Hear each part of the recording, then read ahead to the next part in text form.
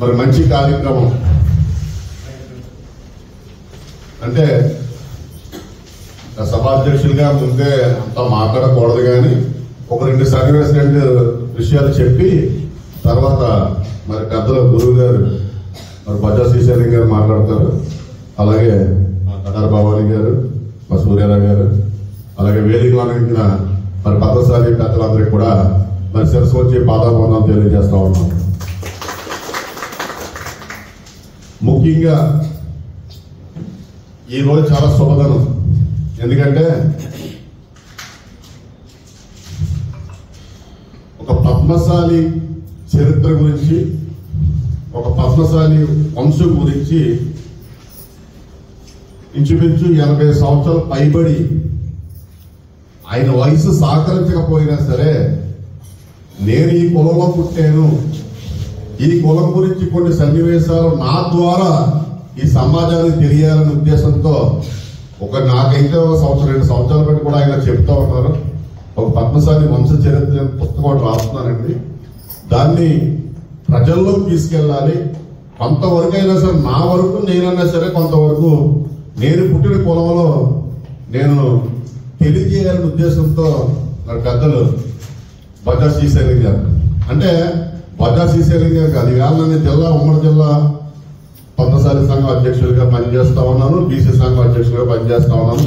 ఈ రోజు నుంచి కూడా ఆయన ఏదైతే ఏ విషయం ఉన్నా సరే ఒక పేజీలో కానీ ఎక్కడ ఆహ్వానించిన పండిట్ బజా శ్రీశైలం గారు అనే ఇప్పటి నుంచి నామకరణం చేయాలి.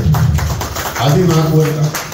పండిట్ బజా శ్రీశైలం గారు అంటే ఆయన ఎక్కడో మారుమూల గ్రామం, మారుమూల ఒక సామర్లకోటలో మరి నీలమ్మ చెరువు గట్ట ఆ ఏరియాలో పుట్టి 1937వ సంవత్సరంలో ఆయన జన్మించి మరి ఆ రోజుల్లో ఎస్ఎస్సి అవ్వచ్చు, బిఏ అవ్వచ్చు, మరి ఇంగ్లీష్ హిందీలో అనేక మరి ఆయన చదువుల్లో ఉన్నత విద్యలో మరి ఆయన చదివి ఈ సమాజానికి మంచి భవిష్యత్తు, మరి ప్రజలు మంచి భవిష్యత్తు ఇవ్వాలనే ఉద్దేశంతో అనేక మందిని మరి ఆయన చేతులతో చదివిన వ్యక్తులు కూడా ఈవేళ విదేశాల్లో ఎక్కడెక్కడో మంచి ఉన్న స్థానాల్లో ఉన్నారని నేను సేకరించిన విషయాల్లో నాకు తెలుసు. ఎందుకంటే ఇక్కడికి నాకు ఈవేళ బజా శ్రీశైలం గారు పుస్తక ఆవిష్కరణ పెట్టారంటే అలా ఈ హాలే ముందు నిండిపోవాలి. యాక్చువల్ గా ఆయన వ్యక్తిత్వం అవ్వచ్చు, ఆయన పద్ధతి అవ్వచ్చు, ఆయన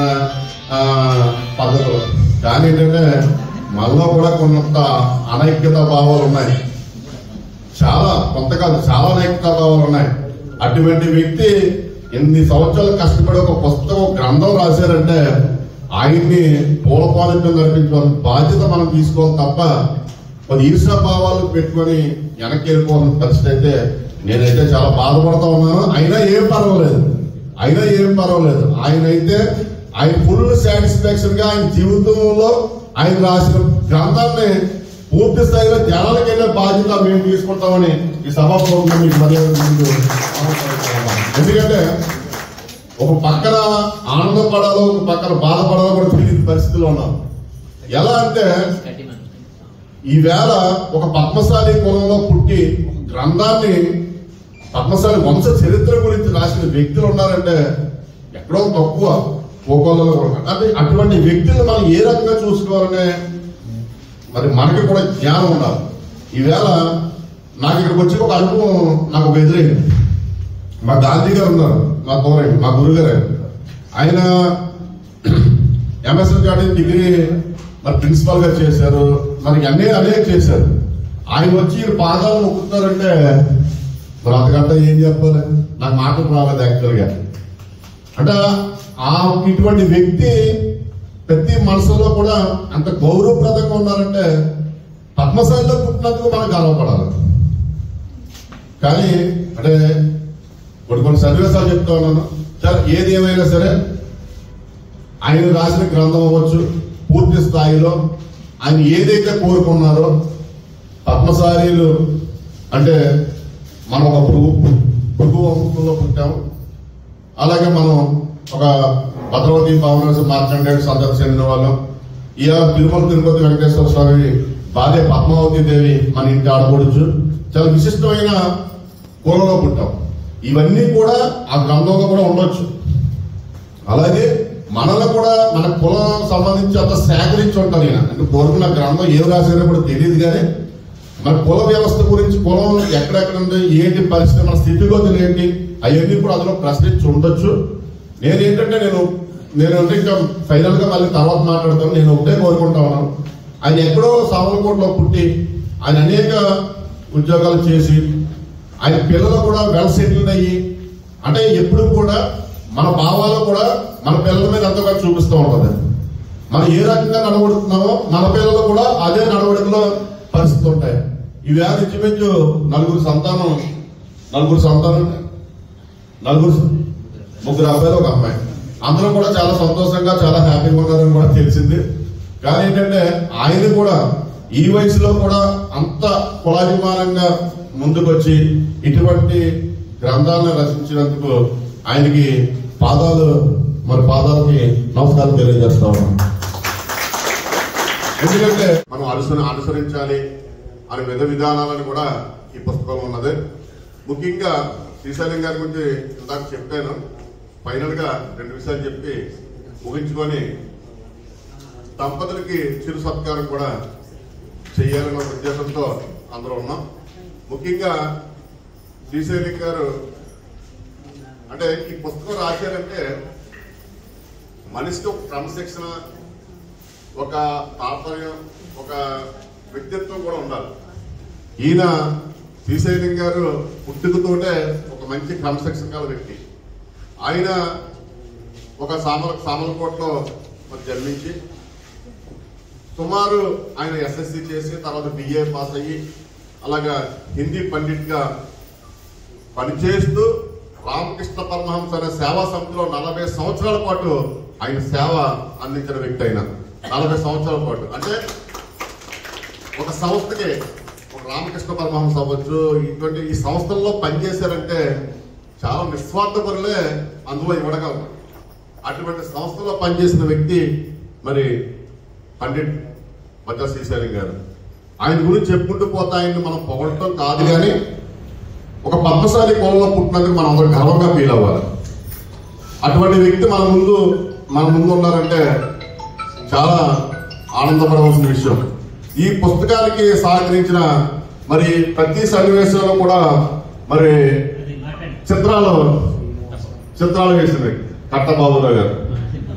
ఆయన కూడా ఈ సభాముఖంగా కూడా ఒక్కసారి లేకండి సార్, మీరు కూడా ఒకసారి అందుకే సభకు పరిచయం అవుతారు. మాట్లాడింది కానీ సభ పరిచయం చేయాలి కదా. ఆయన ప్రతిదీ కూడా విధి విధానాలు, ప్రతి చరిత్ర కూడా ఒక దానికి పెట్టింది. అలాగే ఈ పుస్తకాలనే మరి ఎంత అందంగా చిత్రీకరించిన తమ్ముడు బాలు కూడా ఈ కార్యక్రమం ద్వారా శుభాకాంక్షలు తెలియజేస్తా ఉన్నాం. ఎందుకంటే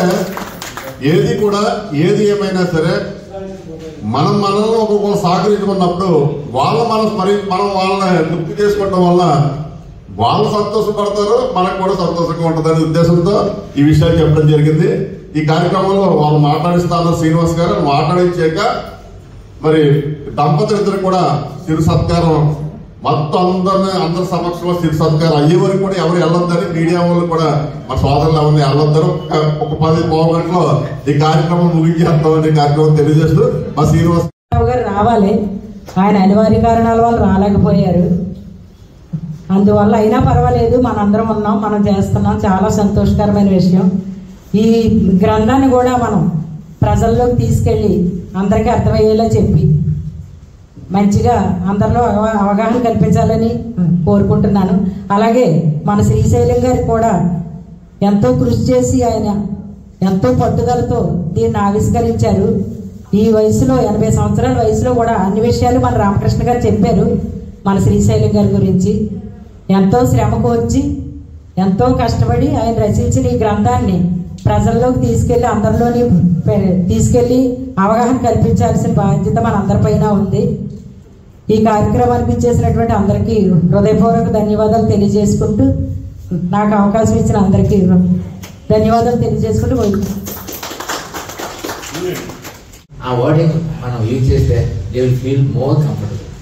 ఆ రామచంద్ర ఆయన వాళ్ళు చూశానండి, సిద్ధిపల్లిని చూశానండి, కాపు వాళ్ళని చూశానండి. చౌదరీస్ అయితే మాకు చెప్పాల్సిన లేదు, రెడ్డిస్ కూడా మాకు చెప్పాల్సిన వాళ్ళు పేర్లు చివరిని అలాగే ఉంటాయి. ఆ విధంగా అందరూ ఉన్నారు. కానీ మన పద్మశాలిలో మాత్రం లేరండి. ఉన్నారు కొద్దిమంది ఓన్లీ తెలంగాణ ఏరియాలో ఉన్నారండి, అక్కడక్కడ ఉన్నారు. కొంతమంది నేను చూశానండి, వాళ్ళ పేరు చివరి కంపల్సరీగా పద్మశాలి అని పేరు ఉంటుంది. బట్ వేరే ఈస్ట్ గోదావరి, వెస్ట్ గోదావరి పక్కన ఎక్కడ చూడండి వాళ్ళకి ఆస్కార్, వాళ్ళకి కొంచెం మన వాళ్ళు కొంచెం ఇది ఎక్కువ అండి. గుర్తించవలసిందంటే మనం ఎవరము ఎక్కడి నుంచి వచ్చామో మనకేం తెలుసు. అటువంటి పవిత్ర ఋషివంశంలో వచ్చాము. మనకు మొదటి నుంచి చూసాను అంత ఋషివంశమే కదా, మనం ఇంకోటి విధం కాదు. ఆ ఋషివంశం వచ్చినట్టుగా ఋషి సాంప్రదాయాలు మనకు ఉన్నాయి. అంచేత మీరు ఏం చేద్దంటే మన ఋషి సంప్రదాయాల్లో రాశారు, చాలా వినయ విధేయలతో ఉంటారు, పద్మశాలీలు అందరూ చక్కగా ఉంటారు అనేది. ఈ విషయాలని మీరు మన పిల్లలకి నేర్పాలి. అది మన పిల్లలకి ఏదో గసడం, కొట్టడం, తిట్టడం అలాంటివి చేయకూడదు. అలాంటివి చేస్తే మీరు వార్ధక్యులు వాళ్ళు కొడతారు. అంచేత జాగ్రత్తగా ఉంచుకోవాలి.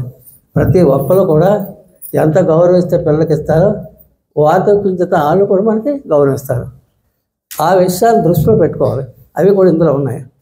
ఇవే కాకుండా దీని మూలాల్లో ఎక్కడి నుంచి వచ్చాము అనేది మన చిన్నప్పుడు సమయవాళ్ళు చెబితే మార్కండేయ పురాణంలో తెలిసింది. మా చిన్నప్పుడు ఆ మార్కండేయ పురాణం ఉన్నవాళ్ళు ఎంతమంది లేరు, సమయవాళ్ళు వస్తున్నారా లేరు. అందుచేత మనకి నేత వర్గంలో మన వృత్తి అంత ముఖ్యం. పూర్వం మన ఇంట్లో అందరూ పని చేస్తేనే ఆహారం పొద్దు వచ్చేటకి. మరి కమ్మరికి ఒకరు చేస్తే చాలు, కుమ్మరికి ఒకరు చేస్తే చాలు, కమసారికి ఒకరు చేస్తే చాలు, ఆ సంపాదన సరిపోతుంది. మనం అలా కదే, తల్లి పిల్ల ముసలి పెద్ద అందరూ కూడా ఒక కండ్లు చుట్టేవారు, నేత తీసేసేవారు. అది ఎన్నో విషయాలన్నీ కలిపితే సాయంకాలానికి భక్తులకు డబ్బులు వచ్చాయి. దీన్ని బట్టి చూడండి ఎంత ఆర్థికంగా వెనకబడి ఉన్నాం, సాంఘికంగా ఎంతబడి ఉన్నాం. ఈ విషయాలన్నీ కూడా ఇప్పుడు నేటి ఉన్నటువంటి ఉన్నత పిల్లలు చదువుకున్న వాళ్ళకి ఇదంతా కుడి పురాణాలు ఏవో చెప్తుంటారే అనేది ఒక భావన ప్రజల్లో ఉంది. అది సహజం కావచ్చు, అంచేత కాల పరిమితి.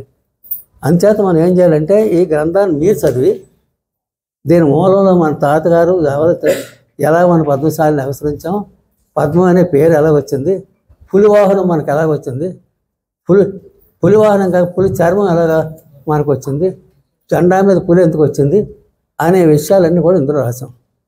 ఇవన్నీ కూడా కూలంకషంగా చదివి పిల్లలు కూర్చోబెట్టి, నాయన మీరు పెద్ద పెద్ద చదవచ్చు కానీ మూలాలను మర్చిపోకూడదు. మన వృక్షం ఉంది, ఆ వృక్షాన్ని ఏం చేస్తుంది, మన పండ్లు ఇస్తుంది. వృక్షం పెద్దదైన తర్వాత అది వంగుతుంది అంటే వినయం నేర్పుతుంది అనమాట. వృక్షాలు వినయం నేర్చుకోవాలి. వృక్షాలు పరోపకారం ఉంది. రాయిచ్చి కొట్టేవనుకోండి పండిస్తే తప్ప మనం కొట్టదు. వృక్షంలో గొప్పతనం ఏంటంటే వృక్షాన్ని కొడతాం, కొడితే ఏమిస్తుంది, మళ్ళీ కొడతా మనం పండిస్తుంది, అది తింటాం. అంచేత ఉపకారం చేస్తుంది. అలాంటి దానికి ఉపకారం చేసే వాళ్ళకి అపకారం చేయొద్దు అనేది దాని ద్వారా నేర్చుకోవాలి. అంచేత మనందరూ కూడా ఈ పుస్తకం యొక్క ఆవిష్కరణలో ఉన్నటువంటి ముఖ్య భాగం ఈ పుస్తకాన్ని మీకు అందించడం వల్ల అది. అంచేత ఇంకా మూలాలకు వెళ్ళాలంటే ఇప్పుడు చాలా మనకి కాలాతీతం అవుద్ది. ఇందులో ఈ గ్రంథాన్ని 2 భాగాలుగా రాశాను. ఒక భాగం ఏంటంటే గ్రంథ చరిత్ర పూర్తిగా రాశాం. రెండవది ఏంటంటే మన పూర్వ చరిత్ర, అంటే పంచాక్షరి మంత్రానికి మహిమ ఏంటి, విభూతి ధరిస్తే ఏముంటుంది. మనం ఇంకా మార్కండేయుల వారు మీరు తెలిసినట్టయితే ఎవరు యమధర్మరాజు మార్కండేయుల వారికి ఒక వరం ఇచ్చారు. ఈ పుత్ర వృక్షం అనేటువంటి చెట్టు కానీ భూమిలో ఉండి నువ్వు తప్పకుండా మంచి అందుకుంటా, నిన్ను కానీ అందరూ పూజిస్తారు అని ఒక చరిత్ర రాశారు. అది కూడా చూడండి. అంటే చిరంజీవిగా ఉన్నటువంటి మార్కండేయుల వారు యమధర్మరాజును శంకరుడు శిక్షించినప్పుడు తిరిగి ఆయన రక్షించమని చెప్పినటువంటి మహానుభావుడు. ఆయనకు కానీ యమధర్మరాజు ఈ యొక్క వరం ఇచ్చారు. ఆయన పుత్ర వృక్షం అంటారు. అది గోదావరి తీరాన్ని ఉంది, మనకు ఆ ప్రచారంలో కూడా లేదు. అంటే ఆ చరిత్ర కూడా ఉంది. ఇంకో విషయం ఏంటంటే మనకి పద్మావతి దేవి ఆడపడుచుగా మనకు సాక్షి వచ్చింది అనే విషయాన్ని ఒక చరిత్ర ఉంది. ఎలా సాక్షి వచ్చారు దేవాంగులకి మనకు ఉన్నటువంటి స్పిరిట్స్ ఏంటి గొడవలు ఏంటి, దాన్ని ఎలా పరిష్కారం అయింది, ఆవిడ ఎలా మనకు చెప్పింది.